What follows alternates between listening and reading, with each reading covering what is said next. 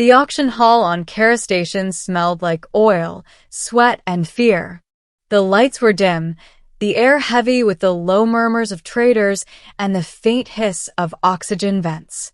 Somewhere near the center, behind a reinforced cage, stood a young alien girl, small, trembling, her wrists cuffed in shimmering containment bands. Her name was Lyra of the Tethari, one of the last of her kind. Her species, luminous-skinned, silver-eyed humanoids, had once lived in harmony on the water world of Tethar Prime. But the planet was gone now, stripped and burned during the corporate wars.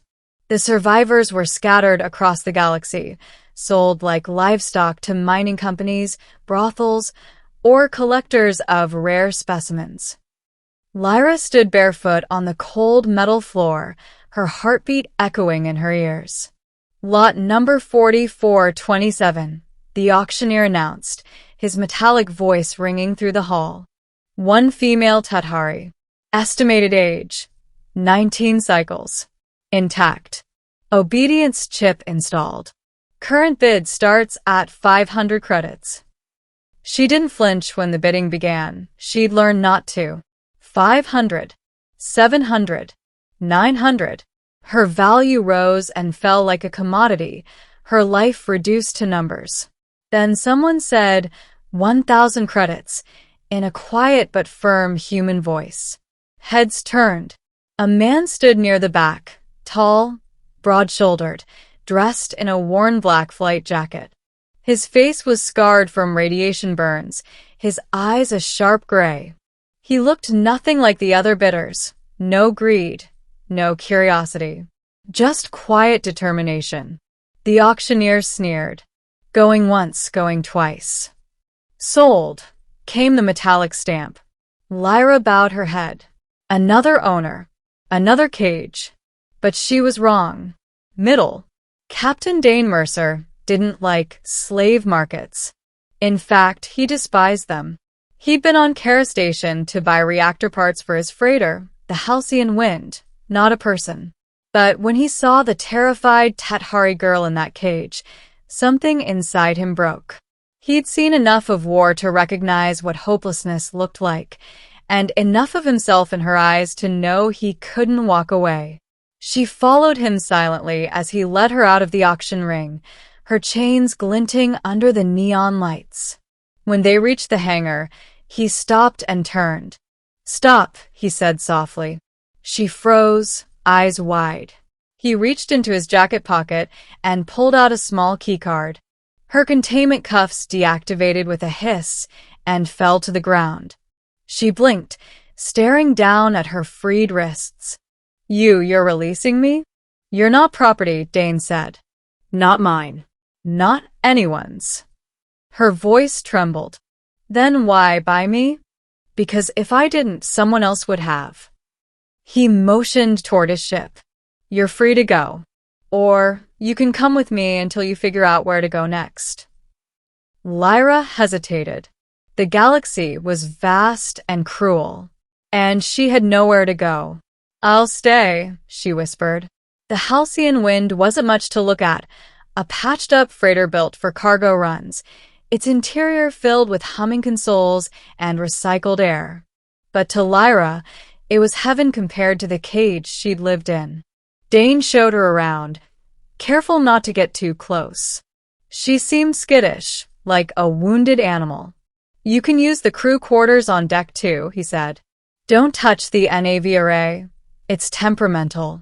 She nodded, glancing around at the blinking lights. You live here alone? Used to have a crew, he said quietly. Didn't end well. She didn't ask further. Days passed. Lyra began to adjust. She learned how to seal cargo crates, monitor engine diagnostics, and patch hull microfractures. She was quick, too quick. The Tethari were known for their intuitive minds, able to sense energy currents and mechanical fields. You ever train for ship work? Dane asked one evening as they checked reactor lines. She shook her head. I was born into captivity, but I can feel things. She placed her palm on the reactor wall, her silver eyes soft with concentration. The ship's tired.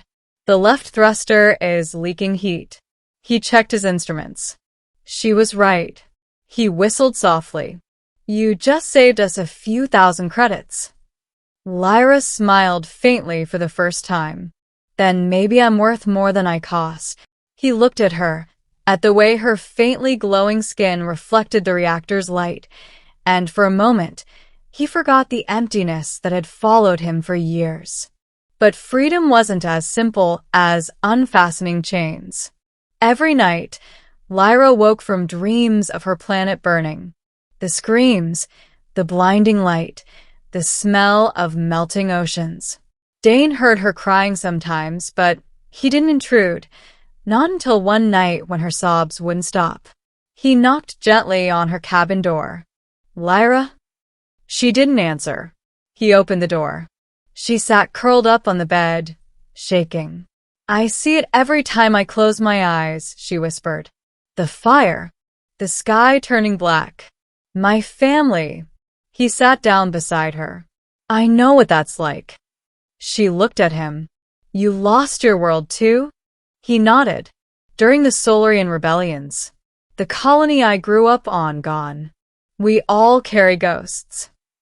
Her eyes softened. Then you understand why I'm afraid to hope. He gave a small, sad smile. Hope's a stubborn thing. It shows up even when you don't want it to. And that night, for the first time, she slept without fear. Weeks turned into months. The halcyon wind made quiet runs through the outer systems, hauling supplies and avoiding corporate patrols. Lyra became part of the crew, or what passed for one. She laughed sometimes. She fixed the comms array with improvised tools. She even learned to cook human-style meals, though Dane teased her mercilessly about burning half of them. But danger never stayed away for long. One morning, while docking on Station Orion 7, a patrol ship approached, bearing the insignia of the Orion Consortium, the same corporation that had destroyed her home world. Cargo inspection, the officer announced as they boarded. Dane's jaw clenched. He'd seen their kind before, arrogant, well-armed, and always looking for trouble. The officer's gaze fell on Lyra. Well, a Tethari. Those are illegal property, Captain. She's not property, Dane said coldly. Then you won't mind if we confiscate her. Dane stepped between them, voice like iron. You touch her, and I'll tear this station apart. The officer smirked. You'd risk your life for an alien? Not for an alien, Dane said. For her. For a tense moment, no one breathed. Then Dane drew his weapon and fired first. They barely escaped Orion, 7 alive. Plasma rounds scorched the hull. Alarm screamed, and the ship lurched violently through hyperspace.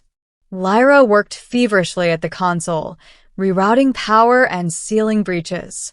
Navigation's failing, she shouted. Hang on, Dane yelled. We're jumping blind.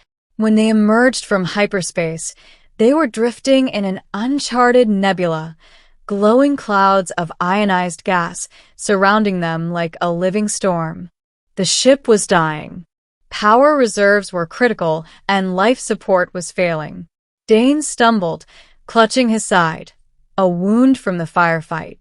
Blood stained his uniform. Lyra caught him before he fell. You're hurt. Just a scratch, he muttered, collapsing into the co-pilot's chair. She ripped open the medkit, tears welling in her eyes. You did this for me. You could have let them take me. He looked up at her, his voice faint. You deserve to be free. Freedom means nothing if you're gone, she whispered. She pressed her glowing hands to his wound, and for the first time, her Tethari gift awakened fully. The energy that once bound her species to the oceans of Tethar flared through her palms, sealing flesh, mending blood vessels, knitting his body back together with radiant light. When it was done, she slumped forward, exhausted. Dane caught her hand. Lyra, what did you do? She smiled weakly. I saved you. the way you saved me." And then she passed out. Ending. She woke hours later to the hum of stabilized engines and the faint smell of coffee. Dane sat nearby, patched and alive, watching her with a faint smile. "You scared the hell out of me." "I told you I'm worth more than 1,000 credits," she said, voice barely above a whisper. He chuckled. "Yeah, I'd say you're priceless." The nebula around them shimmered, reflecting on the ship's glass canopy like a field of living stars. Lyra stood and walked closer to the viewport. "Beautiful," she murmured. "Never seen anything like it," Dane said.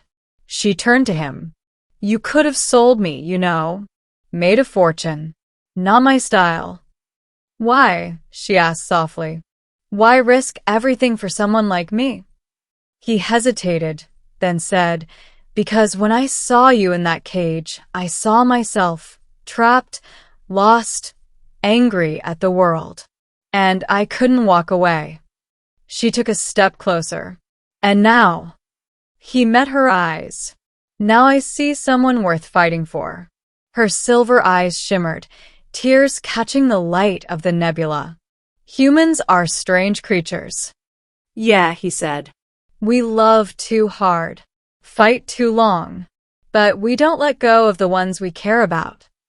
She smiled, the first real smile he'd seen on her face since they met. "Then maybe I'm starting to understand what love means." He reached out, brushing his rough fingers against her glowing hand. "It means you're not alone anymore."